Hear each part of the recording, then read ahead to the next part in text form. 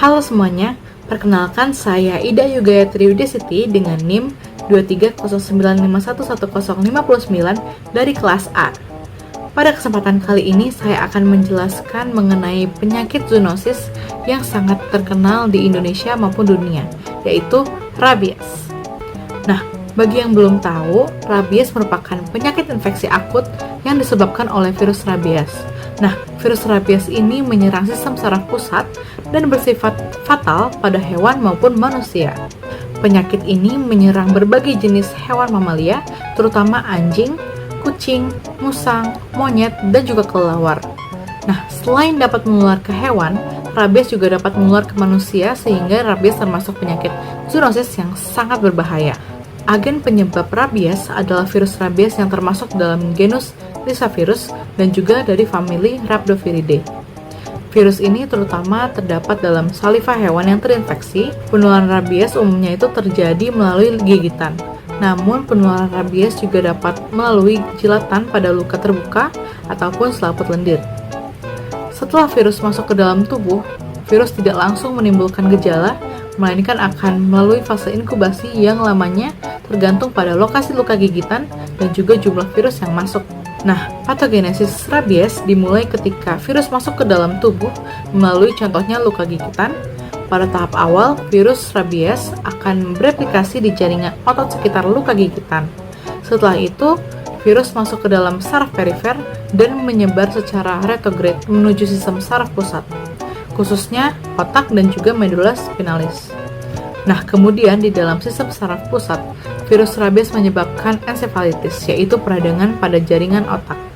Peradangan dan kerusakan jaringan saraf ini mengganggu berbagai fungsi saraf, termasuk pengendalian emosi, refleks menelan, serta fungsi motorik. Kerusakan sistem saraf pusat inilah yang menjadi dasar munculnya gejala klinis khas atau gejala patognomik pada rabies.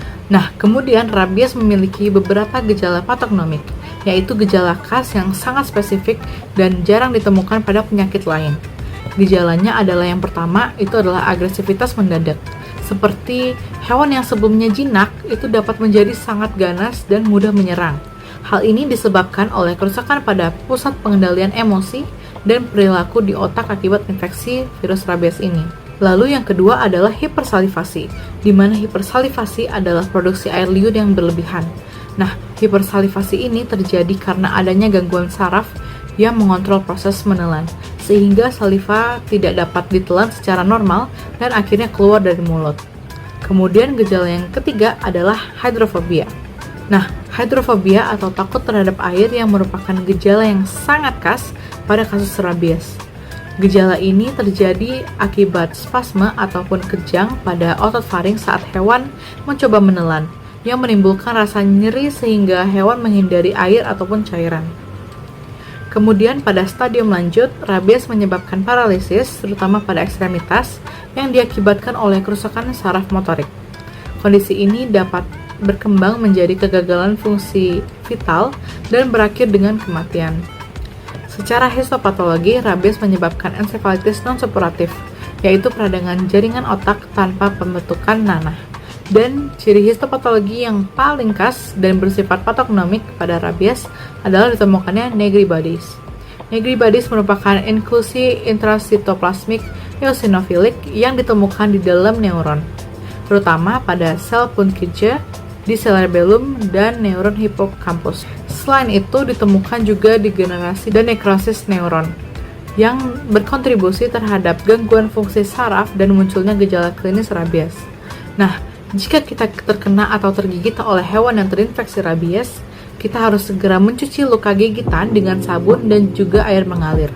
Kemudian segera pergi ke puskesmas ataupun ke rumah sakit terdekat untuk memvaksin diri kita sendiri secepatnya. Sedangkan untuk mencegah hal ini terjadi, pencegahan rabies pada hewan, yaitu dengan cara dilakukan vaksinasi rabies secara rutin. Selain itu, pengendalian populasi hewan liar dan juga hewan tidak berpemilik juga penting untuk mencegah penyebaran rabies. Sedangkan pada manusia, pencegahan dapat dilakukan dengan cara tidak mendekati hewan liar sembarangan.